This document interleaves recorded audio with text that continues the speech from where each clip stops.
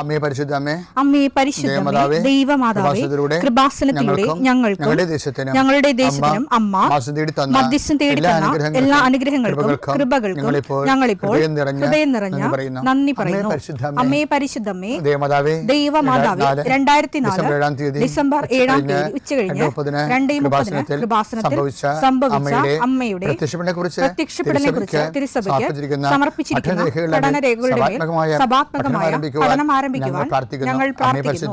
അമ്മേ പരിശുദ്ധമേ, ഭൂസ്വർലോകങ്ങളുടെ രാജ്ഞിയായ അങ്ങേയ്ക്ക് ഭൗമസംരക്ഷണത്തിനായി പ്രപഞ്ചപ്രകൃതിയെ തന്നെ തിരുസഭ പ്രതിഷ്ഠിക്കുവാൻ ഈ പ്രത്യക്ഷീകരണം വഴി ഇടയാക്കണമേ. പരിശുദ്ധമേ, ജപമാല മാതാവേ, സകല കൃപാസനം പ്രാർത്ഥനയോടും ചേർത്ത് ഞങ്ങളിപ്പോൾ പ്രാർത്ഥിക്കുന്ന ഈ കുടുംബത്തിന്റെ പ്രത്യേക നിയോഗം മക്കളെ.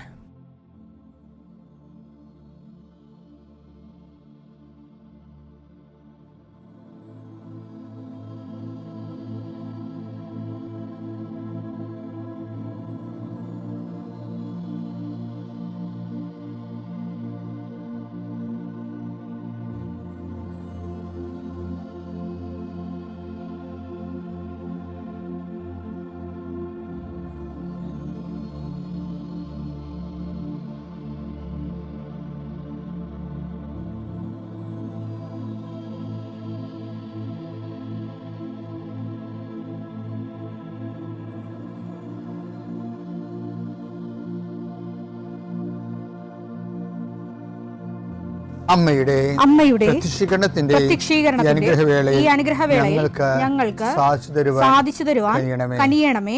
ആമേൻ. വിശ്വാസ പ്രമാണം. സർവശക്തനായ പിതാവും ആകാശത്തിന്റെയും ഭൂമിയുടെയും സൃഷ്ടാവുമായ ദൈവത്തിൽ ഞാൻ വിശ്വസിക്കുന്നു. അവിടുത്തെ ഏകപുത്രനും ഞങ്ങളുടെ കർത്താവുമായ ഈശോമിശിഹായിലും ഞാൻ വിശ്വസിക്കുന്നു. ഈ പുത്രൻ പരിശുദ്ധാത്മാവിനാൽ ഗർഭസ്ഥനായി കന്യകാമറിയത്തിൽ നിന്ന് പിറന്ന് പൊന്തിയോസ് പീലാത്തോസിന്റെ കാലത്ത് പീഡകൾ സഹിച്ച് കുരിശിൽ തറയ്ക്കപ്പെട്ട് മരിച്ച് അടക്കപ്പെട്ട് പാതാളങ്ങളിൽ ഇറങ്ങി മരിച്ചവരുടെ ഇടയിൽ നിന്ന് 3-ാം നാൾ ഉയർത്ത് സ്വർഗത്തിലേക്ക് എഴുന്നള്ളി സർവശക്തിയുള്ള പിതാവായ ദൈവത്തിന്റെ വലതുഭാഗത്തിരിക്കുന്നു. അവിടെ നിന്ന് ജീവിക്കുന്നവരെയും മരിച്ചവരെയും വിധിക്കുവാൻ വരുമെന്നും ഞാൻ വിശ്വസിക്കുന്നു. പരിശുദ്ധാത്മാവിലും ഞാൻ വിശ്വസിക്കുന്നു. വിശുദ്ധ കത്തോലിക്കാ സഭയിലും പുണ്യവാന്മാരുടെ ഐക്യത്തിലും പാപങ്ങളുടെ മോചനത്തിലും ശരീരത്തിന്റെ ഉയർപ്പിലും നിത്യമായ ജീവിതത്തിലും ഞാൻ വിശ്വസിക്കുന്നു. ആമേൻ. സ്വർഗ്ഗസ്ഥനായ ഞങ്ങളുടെ പിതാവേ, അങ്ങയുടെ നാമം പൂജിതമാകണമേ. അങ്ങയുടെ രാജ്യം വരണമേ. അങ്ങയുടെ തിരുമനസ് സ്വർഗത്തിലെ പോലെ ഭൂമിയിലും ആകണമേ. അന്നു വേണ്ടുന്ന ആഹാരം ഇന്ന് ഞങ്ങൾക്ക് തരണമേ. ഞങ്ങളോട് തെറ്റ് ചെയ്യുന്നവരോട് ഞങ്ങൾ ക്ഷമിക്കുന്നത് പോലെ ഞങ്ങളുടെ തെറ്റുകൾ ഞങ്ങളോടും ക്ഷമിക്കണമേ. ഞങ്ങളെ പ്രലോഭനത്തിൽ ഉൾപ്പെടുത്തരുതേ, തിന്മയിൽ ഞങ്ങൾ രക്ഷിക്കണമേ. ആമേൻ. കർത്താവ് അങ്ങയുടെ കൂടെ സ്ത്രീകളിൽ അങ്ങ് അനുഗ്രഹിക്കപ്പെട്ടവളാകുന്നു. അങ്ങയുടെ ഉദരത്തിൻ ഫലമായി ഈശോ അനുഗ്രഹിക്കപ്പെട്ടവനാകുന്നു. പരിശുദ്ധ മറിയമേ, തമ്പുരാന്റെ അമ്മേ, പാപികളായ ഞങ്ങൾക്ക് വേണ്ടി ഇപ്പോഴും ഞങ്ങളുടെ മരണസമയത്തും തമ്പുരാനോട് അപേക്ഷിക്കണമേ. ആമേൻ. കർത്താവേ, നിന്റെ ഉന്നതമായ നാമത്തിന് സ്വസ്ഥം ചെയ്യും. കർത്താവേ, നിന്റെ വിശുദ്ധ പൗരോഹിത്യത്തെ മഹത്വപ്പെടുത്തണമേ. കർത്താവെ, സഭയിലുള്ള സാന്നിധ്യം പ്രകടമാക്കണം. 40 വർഷം ഞാൻ അർപ്പിച്ച കൃപാന്റെ യുഗതിയാണ്. കൃപാസ്ഥാനത്താരെ ജീവനോടെ പ്രത്യക്ഷപ്പെട്ട മാതാവിന്റെ മാധ്യസ്ഥം. കർത്താവെ, അവിചാരിതവും ആകസ്മികമായ അപകടങ്ങൾ, തൊഴിലുമായി ബന്ധപ്പെട്ട് വരുന്ന അപകടങ്ങൾ, എന്നെല്ലാം അങ്ങയുടെ മക്കളെ അങ്ങ് പരിപൂർണമായി സംരക്ഷിക്കണമെന്ന് യേശുനാമത്തിൽ പ്രാർത്ഥിക്കുന്നു. കർത്താവ്, അന്തർകാഴ്ച നൽകുവനെ, ചെകിടിന് കേട് നൽകുവനെ, ഊമ്പന് സംഭാഷണ ശക്തി നൽകുവനെ, മഹോരോഗ്യപ്പെടുത്തുവനെ, തളർവാരോഗ്യപ്പെടുത്തുവനെ, മരിച്ചവനെ ഉയർപ്പിച്ചവനെ, കർത്താവെ, നിന്റെ തിരുനാമസ്തുതി പറയുന്നു. ഈ പ്രാർത്ഥന ചെല്ലുന്ന ഇടങ്ങളിൽ എല്ലാ രോഗികൾ കർത്താവിൻ്റെ നാമത്തിൽ ആശ്വസിക്കുകയും സൗഖ്യമാകുകയും ചെയ്യട്ടെ. കർത്താവെ, സമാധാനമില്ലാത്ത കുടുംബങ്ങൾ, ഭാര്യ ഭർത്താക്കന്മാർ അകന്ന് താമസിക്കുന്നവർ, കർത്താവെ, പരസ്പര സ്നേഹമില്ലാതെ കഴിയുന്നവർ, ജീവിതം തന്നെ ഭാരമായി തോന്നുന്നവർ, മനസ്സിന് നിരാശ ജീവിക്കുന്നവർ, തൊഴിൽഭാരമില്ലാത്തവർ, തൊഴിൽഭാരത്തോടെ ജീവിക്കുന്നവർ, കർത്താവെ, ഒരു തീരുമാനമെടുക്കാൻ പറ്റാത്തവർ, അവർക്ക് ഇന്ന് 12 മണിക്കൊണ്ട് തീരുമാനമെടുക്കാൻ കർത്താവിൻ്റെ നാമത്തിൽ ഞാൻ അവരെ ആശീർവദിക്കുന്നു. കർത്താവെ, ജീവിത മാർഗങ്ങൾ അറ്റുപോയവർ, മുട്ടിപ്പോയവർ, സാമ്പത്തിക ബാധ്യതകളായും ജീവന നടപടികളായും ഭീഷണീയമായ സാഹചര്യം ജീവിക്കുന്നവർ, കർത്താവെ, മക്കളില്ലാത്തവർ, കർത്താവെ, ഓരോരോ കാര്യങ്ങൾക്ക് വേണ്ടി ആ ലക്ഷ്യം നേടാൻ വേണ്ടി രാത്രിയും പകലും പ്രാർത്ഥിച്ചും ഉടമ്പടി ചെയ്തും ഉടമ്പടി കാര്യങ്ങൾ നിർവഹിച്ചുമൊക്കെ ജീവിച്ചു പോകുന്നവർ, കർത്താവെ, അവരെല്ലാം ആശീർവദിക്കണം പ്രാർത്ഥിക്കുന്നു. എൻ്റെ കർത്താവിൻ്റെ ഉന്നതമായ നാമത്തിൽ സഭയുടെ അധികാരത്തിൽ കുരിശിൻ്റെ അടയാളത്തിൽ യാത്രക്കാരെ ആശീർവദിക്കുന്നു, ഇൻ്റർവ്യൂള്ളവരെ ആശീർവദിക്കുന്നു, പരീക്ഷക്കാരെ ആശീർവദിക്കുന്നു, പരീക്ഷ റിസൾട്ട് പ്രതീക്ഷിക്കുന്നവരെ ആസ്വദിക്കുന്നു. ഉന്നതമായ റിസൾട്ടിനാൽ കർത്താവ് നിന്നെ ആശീർവദിക്കട്ടെ, നിന്നെ അനുഗ്രഹിക്കട്ടെ. ഉപരിപഠനത്തിനും ഉപരിജോലിക്കും ഉപരിയാത്രയ്ക്കും വേണ്ടിയുള്ള എല്ലാ അനുഗ്രഹങ്ങളും കർത്താവ് നിന്നെ വർഷിക്കട്ടെ. നിത്യം പിതാവും പുത്രനും പരിശുദ്ധാത്മാവായ സർവീശ്വര എന്നേക്കുമാമേ. നമ്മൾ ഇന്ന് നോക്കുന്ന വചനം എന്ന് പറയുന്നത്, അവിടുന്ന് നിന്നെ കൈപിടിച്ച് നടത്തും. യെശയ്യാ 42:6. ഞാനാണ് കർത്താവ്, ഞാൻ നിന്നെ നീതി സ്ഥാപിക്കാൻ വിളിച്ചു, ഞാൻ നിന്നെ കൈക്ക് പിടിച്ച് നടത്തി സംരക്ഷിച്ചു. എൻ്റെ പ്രിയപ്പെട്ടവരെ, എന്താ പ്രശ്നം വെച്ച് കഴിഞ്ഞാൽ, ദൈവം പറയുന്നത് എല്ലാം കറക്റ്റാണ്. എല്ലാ കാര്യങ്ങളും ദൈവം ചെയ്യുമെന്നാണ് ഈ പറയണത്. നമ്മളായിട്ട് ചെയ്യാൻ നിൽക്കേണ്ട. നീ എൻ്റെ മുമ്പാകെ ഉണ്ടാകണം, വിശുദ്ധി പാലിക്കണമെന്ന്. ഇപ്പോൾ ഉൽപ്പത്തി 17:1 എപ്പോഴും നമ്മൾ പറയത്തില്ലേ, നീ എൻ്റെ മുമ്പാകെ ഉണ്ടാകണം, വിശുദ്ധി പാലിക്കണം, വിശുദ്ധനായിരിക്കണം. അപ്പോൾ അത് ഈ കൈക്ക് പിടിച്ച് നടത്തുമെന്ന് തമ്മിൽ വ്യത്യാസമുണ്ട്. ദൈവം നമ്മുടെ കൈയെ പിടിക്കുമ്പോൾ നമ്മുടെ കൈ രക്തപങ്കിലമായിരിക്കരുത്. ദൈവത്തിന് കയറി പിടിക്കാൻ പറ്റിയ കൈ ആയിരിക്കണം. ദൈവം കൈക്ക് പിടിച്ച് നടത്തും, പക്ഷേ അതിൻ്റെ അകത്ത് വരുന്ന പ്രീസപ്പോസിഷൻ എന്താണ്? നമ്മുടെ കൈകൾ ദൈവത്തിന് കയറി പിടിക്കാൻ പറ്റിയതായിരിക്കണം. അതുകൊണ്ടാണ് ഉടമ്പടിയിൽ ചെയ്ത എബ്രാഹത്തിനോട് ദൈവം പറയണത്, നീ വാഗ്ദാനം നടക്കാൻ നിനക്ക് തരും, അത് എൻ്റെ പരിധിപ്പെട്ട കാര്യങ്ങളാണ്. നിൻ്റെ പരിധിപ്പെട്ട കാര്യമുണ്ട്, എന്താണ്? നീ എൻ്റെ മുമ്പാകെ ഉണ്ടാകണം, വിശുദ്ധി പാലിക്കണം എന്നൊക്കെ പറയും. അപ്പം അതിനകത്ത് വരുന്ന വിഷയം വെച്ചാൽ, ഞാൻ നിന്നെ കൈക്ക് പിടിച്ച് നടത്തുന്ന പറഞ്ഞാൽ, നീ എൻ്റെ കൈ രക്തപങ്കിലമാണെങ്കിൽ എങ്ങനെ ദൈവം കയറി പിടിക്കാൻ പറ്റത്തില്ല. അപ്പം നമ്മൾ ദൈവത്തിൻ്റെ കൂടെ ദൈവം നമ്മുടെ കൈക്ക് പിടിക്കാൻ പറ്റുന്ന രീതിയിൽ ഒരു പരുവപ്പെടലുണ്ട്. ദൈവത്തിൻ്റെ വചനങ്ങൾക്കൊക്കെ വിധേയപ്പെട്ട്. ഇപ്പം പണ്ടേ ഞാനൊരു അച്ഛനെ പരിചയപ്പെട്ടു. അച്ഛൻ്റെ മേടിൽ ചെന്നപ്പോൾ അച്ഛനെ വിളിപ്പിച്ചതാണ്. കാര്യം വെച്ചാൽ പണ്ടത്തെ കൃപാസനം പത്രമുണ്ടേ, 2001 അത് 4 പേജേ ഉള്ളു. അപ്പം അതിനകത്ത് അന്നിരുന്നൊരു ബ്രദറാണ് ചെയ്തുകൊണ്ടിരുന്നത്. അപ്പോൾ പെന്തക്കോസ്ത ദിവസം വന്നപ്പോൾ ഞാനൊരിടത്ത് പ്രസംഗിച്ചുകൊണ്ട് നിൽക്കുകയാണ്. ഞാനവിടെ ഇരിക്കുകയാണെന്നുമാണ്. അപ്പോൾ ഒരു പ്രാവ്, കമ്പ്യൂട്ടറിൽ നിന്നൊരു പ്രാവ് എടുത്തിട്ട് ഈ ബ്രദർ എൻ്റെ തലയുടെ മുകളിൽ പ്രാവിനെ കാണിച്ച ചിത്രം കൃപാസനത്തിൻ്റെ ഫ്രണ്ട് പേജിൽ വിട്ട്. ബ്രദർ ഒരു ആർട്ട് വർക്ക് ചെയ്തതാണ്. ഈ അച്ഛനെ കൊണ്ടുപിരികി എന്നെ വിളിച്ച്. എന്നെ ഞാൻ പറഞ്ഞു, ഇതെന്താ നീ ആൾക്കാരുടെ മുമ്പിൽ ഇങ്ങനെ ദൈവത്തെയും കളിക്കുകയാണെന്നൊക്കെ ചോദിച്ചു. ഞാനൊന്നും വേണ്ടിയില്ല. സാറിന് ഇങ്ങനെ അവരവരുടെ വ്യൂസ് പറയുമ്പോൾ എന്തുമാത്രം വിമർശനങ്ങളിലൂടെയാണ് നമ്മൾ വന്നത്. എപ്പോഴും ഞാനൊരു നിലപാടെടുക്കത്തുള്ളൂ. വെറുതെ ആവശ്യമില്ലാതെ എനർജി ഒന്നും ഇങ്ങനെയുള്ള കളയത്തില്ല. അപ്പോൾ ഞാൻ അച്ഛനോട് പറഞ്ഞു, അച്ഛൻ ഞാനത് അറിഞ്ഞിട്ടില്ല കേട്ടാ, അത് ഈ ഓഫീസിൽ ചെയ്യണ കാര്യങ്ങളൊക്കെ എടുത്ത് അങ്ങനെ അവർ ചിന്തിച്ച് കാണുകയില്ല, പ്രാർത്ഥനാപൂർവമായിട്ടുള്ള ഒരു കാര്യമായിട്ട് അച്ഛൻ എടുത്താൽ മതി എന്നൊക്കെ പറഞ്ഞ്. അപ്പോൾ ഞാൻ നോക്കിയപ്പോൾ അച്ഛന് മേച്ചപ്പുറത്ത് ഒരു സാധനം ഇവിടെ എഴുതി വെച്ചിട്ടുണ്ട്. എന്താണെന്നറിയാമോ? ഇവിടെ ഇങ്ങനെ, അതാണ് എഴുതി വെച്ചിരിക്കുന്നത്. അപ്പോൾ അത് ഞാനെങ്ങനെ അറിയാത്ത, ഞാനത് വായിച്ചിട്ടുള്ളതാണ്. അപ്പോൾ ഈ അച്ഛൻ ഇരുന്ന വേറൊരു പള്ളി ഞാൻ അതിനുശേഷം പാരിഷ് പ്രീസ്റ്റായി. അപ്പോൾ ആ പള്ളിയിൽ നടത്തുന്ന ഈ അച്ഛനായിരുന്നു. അപ്പോൾ അവിടെ ചെല്ലുമ്പോൾ ഈ അച്ഛനെക്കുറിച്ച് ഭയങ്കര വിമർശനമാണ്. ആ അച്ഛനടുത്ത് ഞങ്ങൾ കല്യാണത്തിന് പോകുമ്പോഴാണ്, വേദപാഠത്തിന് പോകുമ്പോഴാണ്, കണക്ക് തീർക്കാൻ പോകുമ്പോഴാണ്, അങ്ങനെ പള്ളി പണിയായിരിക്കും, ഇഷ്ടികയും അതുപോലെ തന്നെ സിമെൻറ്റൊക്കെ കോരിക്കൊണ്ട് ആത്മാർത്ഥമായിട്ട് കഷ്ടപ്പെടുന്ന അച്ഛനാണേ. പക്ഷേ അത് പള്ളി പണിയാനൊക്കെ പുള്ളി തന്നെ കൂടും. അങ്ങനെ കുറേ നല്ല സ്വഭാവങ്ങളൊക്കെ ഉള്ള ആളാണ്. പക്ഷേ നമുക്കറിയാമല്ലോ, പൗരോഹിത്യം എന്ന് പറയുന്നത് സിമെൻറ്റ് കുഴക്കാൻ വേണ്ടിയുള്ളതല്ലല്ലേ, മാത്രമല്ല അതുകൊണ്ട് വേണമെങ്കിൽ ഒരു രസത്തിനെ കൂടാമെന്നല്ലാതെ അത് മെയിനല്ല. അതിൻ്റെ അകത്ത് കർത്താവ് നമ്മളെ സിമെൻറ്റ് കുഴക്കാൻ വിളിച്ചാലല്ല. അപ്പോൾ എല്ലാത്തിനൊക്കെ ഓരോ ലക്ഷ്യങ്ങളില്ലേ. ഈ ആൾക്കാർ വരുമ്പോൾ ഇവരെ ആട്ടി ഓടിക്കും എന്ന് പറയും, വൈകുന്നേരം വരാൻ പറയും, ഇങ്ങനെ പണി തീരുമ്പോൾ വരാൻ പറയും. അപ്പോൾ അവർക്ക് ചിലപ്പോൾ ഒക്കത്തില്ല, പിന്നെ ഭയങ്കര ഇഷ്യൂ ആകും, ഇങ്ങനെ വേറെ ഇറിറ്റേഷൻസ് ഉണ്ടാക്കും. അപ്പോൾ എന്താ പ്രശ്നം, ചിലർക്ക് ഒരു നിലപാടാണ്, അവരുടെ ഒരു പ്രയോറിറ്റി കഴിഞ്ഞിട്ട് മാത്രമേ ഇവിടെ ഇങ്ങനെയൊക്കെ ചെയ്യാൻ പറ്റത്തുള്ളൂ. മനസ്സുണ്ടെങ്കിൽ സ്വീകരിച്ചാൽ മതി എന്നുള്ള രീതിയിൽ ഇങ്ങനെ ദൈവത്തിനടുത്ത് പറ്റത്തില്ല. ഞാനിങ്ങനെ എന്ത് വചനമായാലും ശരി, ഞാനിങ്ങനെ പോകത്തുള്ളൂ എന്ന് പറയാൻ പറ്റത്തില്ല. ഉടമ്പടി ചില അണ്ണന്മാർക്ക് പറ്റിയിരിക്കണതാണ്. ഉടമ്പടി എടുത്തെങ്കിലും ഇവിടെ ഇങ്ങനെ എന്ന് പറയും. എന്താണ്, ഏത് ഉടമ്പടി ആയാലും ഞാനിങ്ങനെയൊക്കെ എനിക്കിങ്ങനെയൊക്കെ ചെയ്യാൻ പറ്റത്തുള്ളൂ എന്ന് അവരാണ് ഉടമ്പടിയിൽ പണി മേടിക്കുന്നത്. അതൊക്കെ വെറുതെ വെളുക്കാന്തൊക്കെ ഉണ്ടാക്കുകയാണേ, ചെയ്യാൻ പറ്റത്തില്ല. ഇവിടെ ഞാൻ നിൻ്റെ കൈക്ക് പിടിക്കുമെന്ന് പറഞ്ഞതിൻ്റെ അർത്ഥം എന്താണ്? നിൻ്റെ കൈ എനിക്ക് പിടിക്കാൻ പറ്റിയ രൂപത്തിലായിരിക്കണം എന്നല്ല എൻ്റെ അർത്ഥം. ദൈവത്തിനെ നമ്മുടെ കൈയൊക്കെ ഞാൻ നിൻ്റെ കൈക്ക് പിടിച്ച് നടത്തിച്ചാൽ ദൈവം ഇപ്പം ഇപ്പം നിങ്ങൾ കൃപാസനത്തിൽ വരുന്നവരല്ലേ. അപ്പോൾ കൃപാസനം വരുമ്പോൾ കൃപാസനം എങ്ങനെ ഇവിടം വരെ എത്തിയെന്ന് നോക്കണം. ദൈവം കൈക്ക് പിടിച്ച് നടത്തിയതാണ്. കൈക്ക് പിടിക്കാവുന്ന രീതിയിൽ ഇപ്പോൾ എൻ്റെ ജീവിതത്തിലൊരു പ്രശ്നം ഉണ്ടായി. അത് കൊച്ചനാകുമ്പോൾ അച്ഛനായിട്ട് ചിലപ്പോൾ ഒരു കൊല്ലം ആയി കാണുമായിരിക്കും. അപ്പോൾ വീട്ടിൽ നിന്ന് എൻ്റെ പെങ്ങൾ വിളിച്ച് അമ്മയുടെ നില പരുവക്കേടാണെന്ന് പറഞ്ഞു. കാര്യം ഞാനേ ഉള്ളു ഇതൊക്കെ കേൾക്കാൻ. അതുകൊണ്ട് എന്നോട് പറഞ്ഞ് അമ്മയുടെ നില പരുവക്കേടാണെന്ന് പറഞ്ഞു. അപ്പോൾ എന്താണെന്ന് അവൾ പറയണില്ല. അപ്പം ഞാൻ ദേഷ്യപ്പെടുന്ന കാര്യം പറയണി എന്താണെന്ന് പറയാം, അമ്മയല്ലേ എൻ്റെ. നമ്മുടെ അമ്മ എപ്പോൾ പറയാം അമ്മക്ക് ഗർഭപാത്രം ഇറങ്ങി വരികയാണെന്ന്. അപ്പം ഗർഭപാത്രം ഇറങ്ങി വരണപ്പോൾ അത് നിസ്സാര കാര്യമില്ല. അപ്പോൾ ഞാനവിടെ റഷ് ചെയ്ത് വീട്ടിൽ ചെന്ന് ഞാൻ അമ്മയോട് പറഞ്ഞു, അമ്മ ഒരു പ്രശ്നമില്ല, നമുക്കിത് ആശുപത്രി പോകാം, പോയി എല്ലാം ശരിയാക്കാമെന്ന് പറഞ്ഞ്. പക്ഷേ എല്ലാം ശരിയാക്കാന്ന് പറയുമ്പോൾ എൻ്റെ കാശില്ല. അതാണ് എൻ്റെ വിഷയം. കാര്യം ഇതൊക്കെ തിരിച്ചു കൊണ്ടുവരണമെങ്കിൽ നല്ല പൈസ വേണം, കുറേ പത്യങ്ങൾ വേണം, 90 ദിവസത്തെ വരെ പത്യമൊക്കെ വേണം, ശ്രദ്ധ വേണം. എനിക്ക് കാശില്ല. കാശില്ലേന്ന് ചോദിച്ചാൽ കാശുണ്ട്. എന്ന് വെച്ച് കഴിഞ്ഞാൽ പിതാവ് എനിക്ക് വണ്ടി വാങ്ങിക്കാൻ കാശ് തന്നിരുന്നത്, ഈ പഴയ ചെറിയ സ്കൂട്ടർ മേടിക്കാൻ വേണ്ടി രൂപതയിൽ നിന്ന്. ഞാൻ പിതാവിനോട് ചോദിച്ചിട്ട് തന്നാണ്.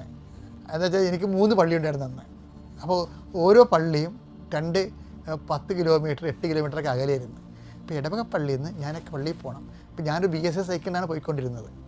അപ്പോൾ BSS സൈക്കിളിന് ഓടി ഒരു പള്ളിയിൽ നിന്ന് ഞായറാഴ്ചക്ക് കഴിഞ്ഞാൽ അടുത്ത പള്ളിയിൽ ചെല്ലുമ്പോൾ പിന്നെ തിരിച്ച് വന്ന് പിന്നെ 3 മണിക്ക് കാറ്റഗിസത്തിന് വേറെ പള്ളിയിൽ പോയി വരുമ്പോൾ വയറ് വളർച്ച പിടിക്കും. 2 മണിക്ക് 2:30 വന്ന് ഊണ് കഴിക്കണത് അപ്പോൾ വേർത്ത് ഒലിച്ച് വരും. അപ്പോൾ എനിക്ക് തോന്നിയ ഒരു വണ്ടി കിട്ടിയാൽ കൊള്ളാമായിരുന്നു എന്ന് പറഞ്ഞു.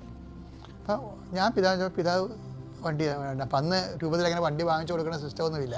പിതാവിനോട് പറഞ്ഞ് ഞാൻ കുർബാന തരാം നിങ്ങൾക്ക്, പിന്നെ ഒരു 10 രൂപയും തരാം, നിങ്ങൾ ബാക്കിയുള്ളത് കുർബാനയിൽ അഡ്ജസ്റ്റ് ചെയ്യണമെന്ന് പറഞ്ഞു. പക്ഷേ അത് നഷ്ടമാണ് ശരിക്കും. എന്ന് വെച്ച് കഴിഞ്ഞാൽ എനിക്കന്ന് പൈസ ഇല്ലാതെ കൊണ്ട് ഈ കുർബാന ചൊല്ലിയിട്ട് അതിൻ്റെ ഒരു ദക്ഷിണ കൊണ്ടാണല്ലോ നമ്മൾ ജീവിക്കണത്. അപ്പോൾ ഒരു കഷ്ടജീവിതമാണ്. അപ്പോൾ അതിൻ്റെ ഇടയ്ക്ക് എന്നാലും കുർബാന അത് കുർബാന മേടിച്ച് 10 ചൊല്ലി അതിൽ നിന്ന് അധികം കിട്ടുന്നില്ല. 6000 രൂപയാണ് കിട്ടിയത്. അപ്പോൾ ഈ 16,000 രൂപയ്ക്ക് ഒരു വണ്ടി വാങ്ങിച്ചു. അപ്പോൾ വണ്ടി വാങ്ങിച്ചില്ല, അതാണ് രസം. അതിൻ്റെ അടുത്ത് കുരിശോനുണ്ട്. ഞാൻ 16,000 രൂപ കൈ ഒപ്പിച്ച് കഴിഞ്ഞപ്പോൾ ആണ് ഈ അമ്മയ്ക്ക് അസുഖം വന്നത്. അപ്പോൾ അസുഖം വന്ന് അമ്മയും കൊണ്ട് ഞാൻ അവിടെ ആശുപത്രിയിൽ പോയി, ഗവൺമെൻറ് ആശുപത്രിയിൽ പോയി. പിന്നെ പെങ്ങൾ അവിടെ നിർത്തി. ഞാൻ വന്നും പോയി നിന്ന് അമ്മയുടെ ഓപ്പറേഷൻ കഴിഞ്ഞ് അമ്മയെ തിരിച്ചു കൊണ്ടുവന്ന് അപ്പോൾ അമ്മയുടെ ഓപ്പറേഷൻ അമ്മ ഹാപ്പിയായി. അത്രയും നമുക്ക് സന്തോഷമായി. ആ കാശെല്ലാം കാശ് തീർന്നു വെച്ച് കഴിഞ്ഞാൽ കാശ് തിന്നപ്പോൾ ഞാൻ വന്നിട്ട് അന്ന് നമുക്കിതുപോലെ എൻ്റെ കപ്പേരിനോട് എനിക്ക് ഭയങ്കര ഇഷ്ടമാണ്. അപ്പോൾ കപ്പേരനോട് ഞാൻ പറഞ്ഞ് അമ്മയ്ക്ക് ഓപ്പറേഷനാണ്, കാശ് തീരാനായെന്ന് പറഞ്ഞു. അപ്പോൾ കപ്പേരിന് കാര്യം മനസ്സിലായി. കപ്പേരെന്ന് പറഞ്ഞാൽ ഞങ്ങൾക്ക് അവിടെ അദ്ദേഹം മരിച്ചുപോയി, ജോസഫ് എന്ന്, ചൊങ്ങത്തറ ജോസഫ്. അപ്പോൾ അദ്ദേഹത്തെ പറഞ്ഞപ്പോൾ അദ്ദേഹം ഞാനോട് ഭയങ്കര ആത്മബന്ധമാണ്. അപ്പോൾ ഞാൻ പറഞ്ഞു ഇതാണ് സംഭവം എന്ന് പറഞ്ഞു. അപ്പം അച്ഛാ ലേസയ്ക്ക് അച്ഛന് ഇഷ്ടമാണ്, അച്ഛനത് ജസ്റ്റ് ഒന്ന് സൂചിപ്പിച്ചാൽ മതി, അവൾ കൈകാര്യം ചെയ്യുമെന്ന് പറഞ്ഞു. അപ്പോൾ ഞാൻ ലെസ ചേച്ചി ഇയാളുടെ ഭാര്യ, ഞാൻ ലെസ ചേച്ചി ഹോസ്പിറ്റലാണ് അറിയാമല്ലോ അല്ലേ. അപ്പോൾ ലെസ ചേച്ചി ഒരു മാല ഊരി ഇങ്ങോട്ട് തന്നിട്ടും പറഞ്ഞു അച്ഛൻ ഇത് കൊണ്ടുപോയി എന്നാ വെച്ചാൽ ചെയ്തെന്ന് പറഞ്ഞു. അപ്പോൾ എനിക്ക് കടമില്ലാതെ വേറെ ആൾക്കാരുടെ കയ്യിൽ നിന്ന് കിട്ടാതെ എൻ്റെ കാര്യങ്ങൾ നടന്നു കിട്ടി. ഞാൻ അമ്മയെ ആശുപത്രിയിൽ നിന്ന് കൊണ്ടുവന്ന് പിന്നെ ഇവിടെ. പക്ഷേ എന്താ പ്രശ്നം വെച്ച് കഴിഞ്ഞാൽ അതിൽ പിതാവിന് അന്നത്തെ ബിഷപ്പിന് ഇതൊന്നും അറിയപ്പെട്ടില്ല. ഞാൻ അമ്മയെ ആശുപത്രി കൊണ്ടുവന്ന് സന്തോഷത്തിലിരിക്കുക. അമ്മ ഇനി ഭക്ഷണം കഴിച്ച് ഉറങ്ങി അമ്മ സന്തോഷമായിരിക്കുമല്ല, വലിയ എന്തോ ആശ്വാസമല്ലേ. പക്ഷേ പെട്ടെന്ന് പിതാവ് 2 ദിവസം കഴിഞ്ഞ് എന്നെ വിളിച്ചു നിങ്ങൾ അപ്പോൾ ഇവിടുന്ന് എന്നെ ഇടവകയെന്ന് കുറച്ചുകൂടി സഹായിച്ചായിരുന്നു. എന്ന് വെച്ച് കഴിഞ്ഞാൽ അങ്ങനെ എല്ലാ സഹായങ്ങളും ഉണ്ടാവേ ഇടവകയിലിരിക്കുമ്പോൾ. ഇങ്ങനൊരു വണ്ടി പിടിക്കാൻ കൊടുത്ത കാശിന് വീട്ടിൽ കൂടെ കൊടുത്തെന്ന് പറഞ്ഞുകൊണ്ട് ഭയങ്കര ആക്ഷേപം. ഇടവകയിൽ നിന്ന് ആരോഗ്യ രഹസ്യത്തിന് ബിഷപ്പ് ഹൗസ് വിളിച്ച് പറഞ്ഞാൽ ഞാൻ പേടിച്ച് ഇങ്ങനെ ബിഷപ്പ് ഹൗസ് ചോദിച്ചു പറഞ്ഞു. അപ്പോൾ അച്ഛൻ വണ്ടി വാങ്ങിച്ചെന്ന് ചോദിച്ചു. വണ്ടി വാങ്ങിച്ചത് ഞാൻ പറഞ്ഞു പിതാവേ ഇങ്ങനൊരു സംഭവം ഉണ്ടായി. അപ്പോൾ ആൾക്കാർ അങ്ങനെയൊന്നുമല്ലല്ലോ പറഞ്ഞു, അച്ഛൻ വീട്ടിൻ്റെ കാശ് മുടക്കുന്നുള്ള പറയണമെന്ന് എൻ്റെ അടുത്ത് പിതാവ് ശോഭിച്ചു. ഞാൻ ശോഭിച്ചില്ല. കാര്യം പിതാവ് ശോഭിക്കേണ്ടതാണ് ശരിക്കും. അത് കാരണം ശോഭിക്കാനുള്ള വകുപ്പ് അതിനകത്തുണ്ട്. പക്ഷേ ഇതാണ് എൻ്റെ അവസ്ഥ. പക്ഷേ എന്നാലും ഈ ലിസച്ച് തന്ന കാശും എല്ലാം കൂടി എടുത്തിട്ട് കുറച്ച് കടമൊക്കെ വാങ്ങിച്ചിട്ട് 16,000 രൂപ ഒപ്പിച്ച് ഞാനൊരു വണ്ടി വാങ്ങിച്ചു. വണ്ടി വാങ്ങിച്ചെന്ന് പറയുമ്പോൾ എന്താ വെച്ച് കഴിഞ്ഞാൽ പഴയ ഇപ്പോൾ കേരളത്തിൽ ഒരു M80 ആണ്. ആ വണ്ടിയാണ് പിന്നീട് മീൻ ലോഡ് വണ്ടിയായിട്ട് കേരളം മുഴുവനും കറങ്ങിയത്. പിന്നീട് ഞാൻ മേടിക്കുമ്പോൾ അത് വണ്ടിക്ക് മീൻ വണ്ടിയൊന്നും അല്ലായിരുന്നു, നല്ല വണ്ടിയായിരുന്നു. 86 വണ്ടി ഇറങ്ങണത്, നല്ലവണ്ണം പുള്ളിങ്ങൊക്കെ ഉള്ള വണ്ടിയായിരുന്നു. പക്ഷേ വണ്ടി വാങ്ങിച്ച് ഞാൻ വണ്ടി ഒന്ന് ഓടിച്ചൊക്കെ നോക്കണ സമയത്ത് പിന്നെയും ബിഷപ്പ് വിളിച്ചു. എന്താ പറയണത്, നിങ്ങൾക്ക് ട്രാൻസ്ഫറാണ്, ആ വണ്ടി അവിടെ വെച്ചിട്ട് ട്രാൻസ്ഫർ കിട്ടുന്ന പള്ളിക്ക് പോകുമ്പോൾ ആ വണ്ടി പള്ളിക്ക് വേണ്ടിയാണ് വാങ്ങിച്ചിരിക്കണമെന്ന് പറഞ്ഞു. പള്ളിക്ക് വേണ്ടി, അല്ല അച്ഛന് സ്വന്തമായിട്ട് വാങ്ങിച്ചിരിക്കണമല്ലെന്ന് പറഞ്ഞു. ഇതിൻ്റെ അകത്തൊരു പ്രശ്നമുണ്ട്. എന്താ പ്രശ്നം? ഇതിൻ്റെ അകത്ത് കുർബാന ഉണ്ട് ഇല്ലേ? അപ്പോൾ എനിക്ക് വേണ്ടി ന്യായമായിട്ടും പറയാം പിതാവേ ഈ വണ്ടി കൊടുക്കത്തില്ല. കാരണം എന്താണ്, ഇതിൽ ഞാൻ കുർബാന ചൊല്ലിയ എൻ്റെ സ്വകാര്യമായ സമ്പത്തിൻ്റെ ഇൻവെസ്റ്റ് ചെയ്തിട്ടുണ്ട്. അപ്പോൾ പകുതിയോടും 10 രൂപ പിതാവ് എന്നാണ്. പിതാവിന് വേണമെങ്കിൽ ആ 10 രൂപ എങ്ങനെയും ഞാൻ സംഘടിപ്പിച്ച് തരാം. അന്ന് സംഘടിപ്പിക്കാൻ പാടാണ്. അങ്ങനെ പറഞ്ഞാൽ മതിയായിരുന്നു എനിക്ക്. പക്ഷേ ഒരക്ഷരം ഞാൻ മിണ്ടിയില്ല, അവിടെ കണക്ക് പറഞ്ഞില്ല. അതായത് ഞാൻ പിതാവിന് താക്കോൽ കൊടുത്തു. താക്കോല് വന്ന അച്ഛന്, ഏത് അച്ഛനാണ് വന്നത് ആ അച്ഛന് താക്കോൽ കൈമാറുമ്പോഴും ഞാൻ ഈ ചരിത്രമൊന്നും പറയത്തില്ല. ബിഷപ്പിനോടും ആ ചരിത്രം പറഞ്ഞില്ല. ബിഷപ്പിനോട് പറയുമ്പോൾ ബിഷപ്പ് ഓർക്കും, അയ്യോ ശരിയാണല്ലോ അച്ഛൻ ഞാൻ കുർബാന കൊടുത്തല്ലേ, അച്ഛൻ്റെ പൈസ ആണ് പകുതി ഉള്ളതെന്ന് പിതാവിന് വേണമെങ്കിൽ. ഇപ്പോഴും അത് ഞാൻ പിതാവിന് പറഞ്ഞില്ല. പിതാവ് വൺസ് ഇങ്ങനെ പറഞ്ഞ സ്ഥിതിക്ക് ഞാൻ ആ താക്കോൽ കൈയേൽപ്പിച്ചു കൊടുത്തു. അപ്പോൾ എൻ്റെ വിഷയം എനിക്ക് തോന്നുന്നത് ഇവിടം തൊട്ടാണ് കർത്താവ് എന്നെ നോട്ടപ്പുള്ളിയാക്കിയത്. ഇത് നമ്മൾ കാണുന്ന കൃപാസനത്തോട് വരണത്. ഇത് എന്താണെന്ന് വെച്ചാൽ, ഇത് ദൈവം നമ്മുടെ കൈക്ക് പിടിക്കും. ഞാൻ നിന്നെ കൈക്ക് പിടിച്ച് നടത്തുമെന്ന് പറഞ്ഞില്ലേ, ആ ദൈവം നിന്നെ കൈക്ക് പിടിക്കുമ്പോൾ ദൈവത്തിന് പിടിക്കാൻ പറ്റിയ കൈ ആയിരിക്കണം. കർത്താവിന് അന്ന് മുതൽ എന്നെ നോട്ടപ്പുള്ളിയാക്കി. കാര്യം എല്ലാം ന്യായവും നീതിയും എല്ലാം വെച്ചുകൊണ്ട് ഞാൻ എൻ്റെ അമ്മയെ നോക്കി സംരക്ഷിച്ചു, ഞാൻ ഈ ഇടവകയെ സംരക്ഷിച്ചു, പിതാവിൻ്റെ വാക്ക് കേട്ട് ഞാൻ താക്കോൽ കൊടുത്തു. അപ്പോൾ ഇതെന്താ സംഭവം? അന്ന് മുതൽ നമ്മുടെ കയ്യെ പിടിക്കാൻ ദൈവത്തിന് തോന്നും. അന്ന് മുതൽ നയിക്കണതാണ്, അന്ന് മുതൽ കൈ പിടിച്ച് നടത്തുന്നതാണ്. പക്ഷേ ഇത് എവിടെൻ്റെ എന്ത് സംഭവിച്ചു കഴിഞ്ഞാൽ, പരിശുദ്ധാത്മാവിന് ഇതിൻ്റെ അകത്തൊരു പ്രശ്നമുണ്ട്. പരിശുദ്ധാത്മാവിനെ കിട്ടിയാൽ പരിശുദ്ധാത്മാവ് ഇങ്ങനെയുള്ള സമയത്തൊക്കെ എന്താണ് ചെയ്യേണ്ടതെന്ന് നമുക്ക് പറഞ്ഞു തരും. അല്ല പരിശുദ്ധാത്മാവ് ഡിസൈന് വേണ്ടിയിട്ട് കസ്തക്ക മസ്തക്ക എന്ന് പറഞ്ഞ് വിറസവലി താഴെ വീണമെന്നല്ല, അത് അഭ്യാസമാണ്. അതല്ല, യഥാർത്ഥ ക്രിസ്തു ചൈതന്യത്തിൽ ജീവിക്കാൻ പരിശുദ്ധാത്മാവ് നമുക്ക് സഹായനാണ്. ഞാൻ ഇങ്ങനെ ഒരു കൃപയുടെ വഴികളിലേക്കാണ് പോകണമെന്ന് എനിക്കറിയത്തില്ലായിരുന്നു. പക്ഷേ പരിശുദ്ധാത്മാവ് ഞാൻ അറിയാതെ തന്നെ എന്നെ കൊണ്ടുപോകുന്നതാണ് ഞാൻ ഇന്ന് ധരിക്കുന്നത്. ഇന്ന് ഞാൻ ധരിക്കുന്നത് വേറെ കൂടി കാര്യങ്ങളുണ്ട്. എന്താണ്? അമ്മ എല്ലാം ഹൃദയത്തിൽ സംഗ്രഹിച്ചു. അതേക്കുറിച്ച് ധ്യാനിച്ചൊരു മരിയൻ ആധ്യാത്മികതയില്ലേ, അതിൻ്റെയൊക്കെ ആധാരങ്ങളും അടിസ്ഥാന ശിലകളും പാകണത് ഈ കാലത്താണ്. നിങ്ങൾ ഓർത്തേക്കണം, ഒരു കാര്യം നമുക്ക് നഷ്ടം വന്നാലും നമുക്ക് അനീതിയായിട്ട് തോന്നിയാലും നിങ്ങൾ ദൈവത്തിന് കൂട്ടി ചിന്തിക്കുമ്പോൾ എല്ലാം നീതിയായിക്കോളും. ദൈവത്തിലാണ് നമ്മൾ സന്തോഷിക്കുന്നത്. പലപ്പോഴും നമുക്ക് അസഹനീയമായി തോന്നുന്നത് അനീതി പ്രവർത്തിക്കുന്നതിൻ്റെ കൂടെ ജീവിക്കുമ്പോഴാണ്. കുടുംബത്തിലായാലും എല്ലായിടത്തും ചെറുകിട സ്വകാര്യ താല്പര്യങ്ങൾ സംരക്ഷിക്കേണ്ടി വരുമ്പോൾ അവിടെ സമത്വം പോവുകയും അനീതിക്ക് ബാക്കിയുള്ളവർ ഇരയാകുകയും ചെയ്യും. ഇത് ആദ്യകാലം പോലെ ഈ ഗ്രീക്കുകാരുടെ വിപ്ലവമില്ലേ, അപ്പോസ്തല പ്രവർത്തനം 6:1 ശിഷ്യരുടെ സംഖ്യ വർദ്ധിച്ചുകൊണ്ടിരുന്നു. അക്കാലത്ത് പ്രതിദിനമുള്ള സഹായ വിതരണത്തിൽ തങ്ങളുടെ വിധവകൾ അവഗണിക്കപ്പെടുന്നുവെന്ന് ഗ്രീക്കുകാർ ഹെബ്രായർക്കെതിരെ പിറുപിറുത്തു. ഈ ബൈബിളിലും ലോകചരിത്രത്തിലും ഈ ഹെബ്രായർക്കെതിരെ എന്നുള്ള ഈ വാക്ക് ആവർത്തിക്കുന്നുണ്ട്.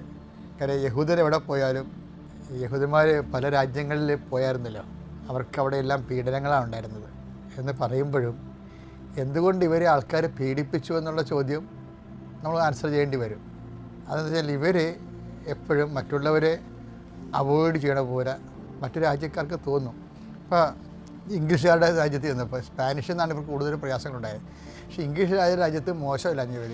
എന്താ കാര്യമാണ്? ഷേക്സ്പിയറിൻ്റെ ഒരു കഥയില്ലേ, ഷേക്സ്പിയറിൻ്റെ കഥയിൽ സെമയോണിസ് ഒരു കടം കൊടുത്ത വെനീസിലെ വ്യാപാരി, ദ മർച്ചൻ്റ് ഓഫ് വെനീസ്. അപ്പോൾ ആ വ്യാപാരിയിൽ പണം കടം കൊടുക്കുന്നത് ഒരു യഹൂദനാണ്. അതായത് ഈ വട്ടിപ്പണ പലിശയ്ക്ക് കടം കൊടുക്കുന്നത് യഹൂദനാണ്. അപ്പോൾ ഈ ഷേക്സ്പിയറിൻ്റെ ഇംഗ്ലീഷ് കഥയിൽ പണം കടം കൊടുക്കുന്ന ആളാണ് യഹൂദൻ.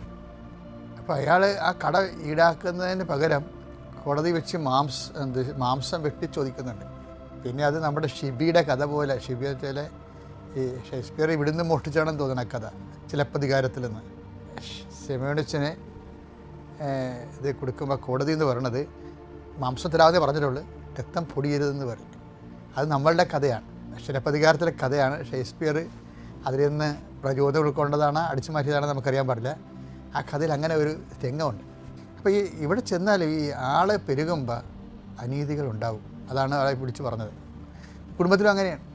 കുടുംബത്തിലും ഈ പങ്കാളികൾ കൂടുതലേ, വസ്തു ഒക്കെ വിൽപ്പന വരുമ്പോൾ, ഭാഗോടമ്പടിയൊക്കെ വരുമ്പോൾ ആൾ കൂടുതലാണെങ്കിൽ കുറേ പേർക്ക് എപ്പോഴായാലും അപ്പനെ തലിക്കൊല്ലാനുള്ള വൈരാഗ്യം മക്കൾ കാണിക്കണം കണ്ടുകൊണ്ട് ഞാൻ അപ്പനാണെന്നുള്ള മറന്നു പോയി.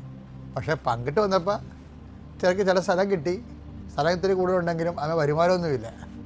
വരുമാനമുള്ളവർക്ക് സ്ഥലം ചെറുതാണ്. അങ്ങനെ പല പല കോമ്പൻസേഷൻ വെച്ചാണ് അച്ഛൻ ചെയ്തിരിക്കുന്നത്, അപ്പൻ ചെയ്യണതെങ്കിലും കുറേ പരാതികളുണ്ടാകും. അപ്പോൾ ഇങ്ങനെ ഒരു വിഷയം ജീവിതത്തിലുണ്ട്. അനുദിനമുള്ള സഹായ വിതരണത്തിൽ ഗ്രീക്കുകാരുടെ വിധവകളാണ്, അവർ ന്യൂനപക്ഷമാണെന്ന് തോന്നാം. ഹെബ്രായർക്കെതിരെ പരാതി പറഞ്ഞതെന്ന് വെച്ച് കഴിയുമ്പോൾ ഹെബ്രായരാണ് അവിടെ മേൽക്കൈ നേടിയിരിക്കുന്നത്. പക്ഷേ ഗ്രീക്കുകാരെന്ന് ചുമ്മാ ഗ്രീക്കുകാർ വിജാതിരല്ലേ, അവർ യഹൂദ പാരമ്പര്യമുള്ള ആൾക്കാരാണ്. ഗ്രീക്ക് ഭാഷ സംസാരിക്കണമെന്നേ ഉള്ളൂ, യഹൂദ പാരമ്പര്യമുള്ള ആൾക്കാരാണ്. അതായത് ഹെലനിസ്റ്റിക് എന്നൊക്കെ ബൈബിൾ പറയും. അപ്പോൾ ഇവരെല്ലാം ബ്ലഡ് ഒന്ന് തന്നെയാണ്. പക്ഷെ ആ രാജ്യത്തിൽ നിന്ന് വന്ന കാരണം അവരോട് ഹെബ്രായർ അനീതി കാണിച്ചു. അപ്പോൾ അങ്ങനെയാണ് പിന്നെ പത്രോസ് പറയണത്, ഞങ്ങൾ ഭക്ഷണമേശ വന്ന് അതിനുവേണ്ടി തലയിടാൻ ഞങ്ങൾക്ക് നേരമില്ല, ഞങ്ങൾക്ക് അതിനുവേണ്ടിയുള്ള അഭിഷേകമല്ല, ഞങ്ങൾക്ക് കർത്താവിൻ്റെ വചനം പങ്കുവെക്കാനുള്ള അഭിഷേകമാണ്. നിങ്ങളുടെ കൂട്ടത്തിൽ നിന്ന് ആൾക്കാരെ തിരഞ്ഞെടുത്തിട്ട് കൃപയുള്ളവരുടെ മേൽ ഞങ്ങൾ കൈവെക്കാം. അങ്ങനെ ഡയക്കഡേറ്റ് ഉണ്ടാകണത് ഡീക്കൻ. പിന്നീട് കുറേ കാലത്ത് സഭയിൽ ഡീക്കന്മാരില്ലായിരുന്നു. പിന്നെ വന്നപ്പോൾ ആദ്യത്തെ ഡീക്കന്മാരല്ല വന്നത്, ലിറ്റർജിക്കൽ ഡീക്കന്മാരാണ് വന്നത്. സഭയുടെ ഹിസ്റ്ററിയിൽ ആദ്യം ഉണ്ടായിരുന്നത് സഭയുടെ സാമൂഹ്യനീതി സംരക്ഷിക്കുന്ന ആൾക്കാരായിരുന്നു അവർ. അപ്പോൾ അത് പ്രോസസ് ഓഫ് ടൈമിൽ അങ്ങനെ സംഭവിച്ചതാണ്. അപ്പോൾ ഞാൻ പറഞ്ഞുകൊണ്ടിരിക്കുന്ന കാര്യത്തിൽ ഒരു സമൂഹം മുന്നോട്ട് പോകുമ്പോൾ ചിലയിടത്ത് ആൾ കൂടിയും കുറച്ച് ആൾ കുറഞ്ഞും, ചിലയിടത്ത് ഉച്ചനീചത്വം കുറച്ച് അവഗണനയും ഒക്കെ സംഭവിക്കുമ്പോൾ അനീതി ഉണ്ടാകും. അനീതി ഉണ്ടാകുമ്പോൾ ചില ആൾക്കാരെ സഹിക്കും, ചില ആൾക്കാർ ഫൈറ്റ് ചെയ്യും അതിനെതിരെ. പക്ഷേ സുവിശേഷത്തിൻ്റെ ഒരു നിലപാടിൽ, സുവിശേഷ നിലപാട് എന്ന് പറയുന്നത് നിങ്ങൾക്ക് സഹിക്കാനുള്ള കൃപ, അവന് വേണ്ടി സഹിക്കാൻ വേണ്ടി കൂടിയാണ്. ഇപ്പോൾ 1:29 ക്രിസ്തുവിൽ വിശ്വസിക്കാൻ മാത്രമല്ല, വിശ്വസിക്കുന്നതിൻ്റെ ഭാഗമായിട്ടേ വിശ്വാസം ഒരു സാങ്കേതിക അർത്ഥത്തിൽ മാത്രമല്ല, വിശ്വസിക്കാൻ മാത്രമല്ല, അവന് വേണ്ടി സഹിക്കാൻ കൂടിയുള്ള അനുഗ്രഹം, സഹിക്കാൻ വേണ്ടിയുള്ള അനുഗ്രഹം, അവന് വേണ്ടി സഹിക്കാൻ കൂടിയുള്ള അനുഗ്രഹം അവനെ പ്രതി നിങ്ങൾക്ക് ലഭിച്ചിരിക്കുന്നു. അപ്പോൾ ഈ ക്രിസ്തുവിനെ സ്വീകരിക്കുമ്പോൾ ആ വിശ്വാസം മാത്രമല്ല, പിന്നെ എന്താ ഉള്ളത്, അതിൻ്റെ സെക്കൻഡ് ഗ്രേഡിൽ അവന് വേണ്ടി സഹിക്കാൻ വേണ്ടി കൂടിയുള്ള കൃപ കിട്ടിയാൽ മാത്രമേ, അതിൻ്റെ അക്സസറി അതാണേ, അവന് വേണ്ടി സഹിക്കാൻ വേണ്ടി കൂടിയുള്ള കൃപ കിട്ടിയാൽ മാത്രമേ ക്രിസ്തു നിലനിന്ന് പോരത്തുള്ളൂ നമ്മളിൽ. അല്ലെങ്കിൽ ക്രിസ്തു ആവിയായി പോകും. പക്ഷേ അതായത് ക്രിസ്തുവിനെ നമ്മൾ നിലനിർത്തുക എന്ന് പറയുമ്പോൾ സഹനത്തിൻ്റെ ഒരു കണ്ടൻറ്റ്, ക്രിസ്തുവിൻ്റെ കൃപ കൾച്ചർ ചെയ്ത് വരണത്, ആ സഹനത്തിൻ്റെ ഒരു കണ്ടൻറ്റ് ഉണ്ടെങ്കിൽ മാത്രമാണ് ക്രിസ്തു നമ്മളിൽ വളർന്നു വരണത്, നഴ്സറി ചെയ്ത് വരണത്. അതുകൊണ്ട് പൗലോസപ്പൻ ചോദിക്കുകയെ പറ്റാൻ കഴിവുണ്ടെങ്കിൽ സഹിക്കുന്നതാണ് നല്ലതെന്നൊക്കെ പറയും പൗലോസപ്പൻ. അതാണ് ആദിമസഭയുടെ നിലപാടതാണ്. അപ്പോൾ അതറിയണമെങ്കിലേ കുറച്ച് 6-7 എടുത്തേ. നിങ്ങൾ തമ്മിൽ വ്യവഹാരങ്ങൾ ഉണ്ടാകുന്നത് തന്നെ നിങ്ങളുടെ പരാജയമാണ്. എന്തുകൊണ്ട് ദ്രോഹം, അനീതി നിങ്ങൾക്ക് ക്ഷമിച്ചുകൂടാ, വഞ്ചന സഹിച്ചുകൂടാ. അപ്പം സഹിക്കാൻ കൃപയുണ്ടവനുണ്ടെങ്കിൽ യുദ്ധത്തിന് പോകണ്ടെന്നുള്ള അർത്ഥമാണ് എൻ്റെ ഉള്ളത്. അത് ഓരോരുത്തരുടെ കൃപയുടെ അടിസ്ഥാനത്തിലാണ്. പക്ഷേ സഹിക്കാൻ പറ്റുന്നുണ്ടെങ്കിൽ അല്ല, അനീതി മസ്റ്റായിട്ടുണ്ടാകും. ഒരു സമൂഹം പ്രക്രിയ ചെയ്ത് വരുമ്പോൾ ആരെങ്കിലും കുറേ ആൾക്കാർ അതിൻ്റെ അനീതി അനുഭവിക്കും. ചിലർ അതിനെതിരെ ഫൈറ്റ് ചെയ്യും. ചില ആൾക്കാർ ക്രിസ്തുവിൻ്റെ സഹനത്തിൻ്റെ പോരായ്മ ആയിട്ട് ഞാൻ എൻ്റെ ശരീരത്തിൽ സമ്മതിച്ച് അതിൻ്റെ കൃപയാക്കി മാറ്റും. കൊളോസോസ് 1:24 നിങ്ങളെ പ്രതിയുള്ള പീഡകളിൽ ഞാൻ സന്തോഷിക്കുന്നു. സഭയാകുന്ന തന്റെ ശരീരത്തെ പ്രതി ക്രിസ്തുവിന് സഹിക്കേണ്ടി വന്ന പീഡകളുടെ കുറവ് എന്റെ ശരീരത്തിൽ ഞാൻ നികത്തുന്നു. ഒരു മനുഷ്യൻ എന്ന നിലയിലെ എന്തെങ്കിലും കുറവ് കർത്താവിൻ്റെ പീഡകൾക്ക് ഉണ്ടായിട്ടുണ്ടെങ്കിൽ കർത്താവിൻ്റെ ശരീരം എന്ന രീതിയിൽ സഭയോട് ചേർന്ന് നമ്മളത് സഹിക്കുന്നത്. അപ്പോൾ അതൊരു കൃപയാണ്. അതിന് ചിലർക്ക് അതിനുള്ള കഴിവുണ്ട്. കൃപ അതിൽ ക്രിസ്തു ഈ കൾച്ചറിങ്ങിലാണ് ക്രിസ്തു വളർന്നു വരണത് നമ്മളിൽ. അപ്പോൾ ക്രിസ്തു വളർന്നു വരണമെന്നുള്ളതിന് നമുക്ക് ആഗ്രഹം ഉണ്ടെങ്കിൽ ഈ സഹനം അതിൻ്റെ വളവും വെള്ളവുമായിട്ട് ഉപയോഗിക്കാവുന്നതാണ് എന്ന് സൂചനയാണ്. അപ്പോൾ ആവശ്യമില്ലാത്ത രീതിയിൽ നിങ്ങൾ പൊട്ടിത്തെറിക്കുകയോ അതെല്ലാം ക്രിസ്തുവിനെ നേടാൻ വേണ്ടി ഉള്ള ഒരു മാർഗമായി സ്വീകരിക്കാൻ പറ്റുമെങ്കിൽ, അല്ലെങ്കിൽ പറ്റുന്നില്ലെങ്കിൽ അതിനുള്ള സാധ്യത തേടുകയും ക്രിസ്തുവിൽ വളരുകയും ചെയ്യാൻ നിങ്ങളുടെ സകല സാഹചര്യം പ്രയോജനപ്പെടുത്തണമെന്നാണ് ഈ സുവിശേഷത്തിൻ്റെ ഒരു ചൈതന്യം. പിതാവിൻ്റെയും പുത്രൻ്റെയും പരിശുദ്ധാത്മാവിൻ്റെയും നാമത്തിൽ.